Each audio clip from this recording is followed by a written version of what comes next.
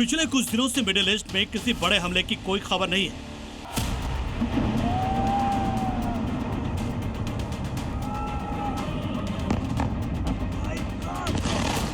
बाहरी तौर पर देखें तो सब कुछ शांत शांत सा दिख रहा है।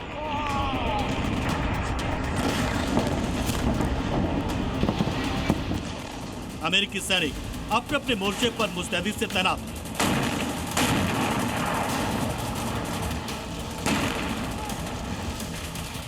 दूसरी तरफ ईरान के ड्रोन और शोल्डर मिसाइल से लैस सैनिक भी अलर्ट हैं।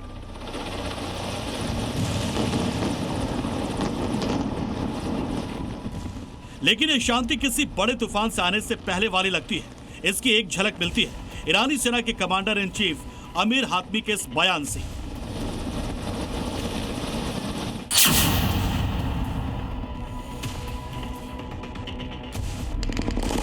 तेहरान में दी गई इस तकरीर में हातमी ने न सिर्फ पूरी जंग को अमेरिका का थोपा हुआ बताया, बल्कि यह भी कहा कि ईरान ने पिछले 5.5 महीने की जंग में अमेरिका को वो सबक सिखाया जिसे दुनिया की कोई सेना ने अब तक नहीं किया।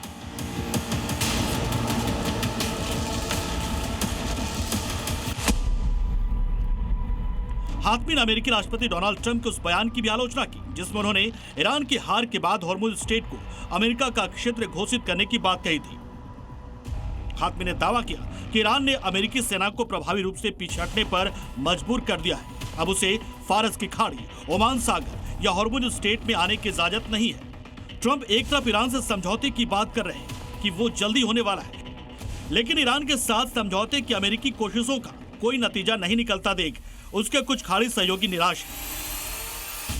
द वाशिंगटन पोस्ट की रिपोर्ट के मुताबिक इन देशों को लग रहा है कि लंबे समय से बातचीत चलने के बावजूद अमेरिका और ईरान के बीच अब तक कोई पक्का समझौता नहीं हो पाया है। यानी ट्रंप की वजह से पूरा मिडिल ईस्ट और पश्चिम एशिया एक उलझन में है। आगे युद्ध होगा या समझौता, ये 5.5 महीने की तनातनी के बाद भी साफ नहीं। इस बीच तुर्की ने इस पूरी जंग और इसकी वजह से गहराते वैश्विक संकट के लिए ट्रंप से ज्यादा जिम्मेदार इजरायल को ठहराया है।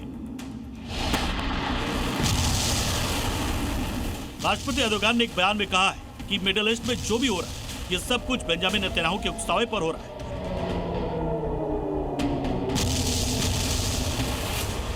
वो इस क्षेत्र में शांति नहीं, हमेशा से जंग चाहते थे और अमेरिका वही कर रहा है। ब्यूरो रिपोर्ट, ज़ी मीडिया।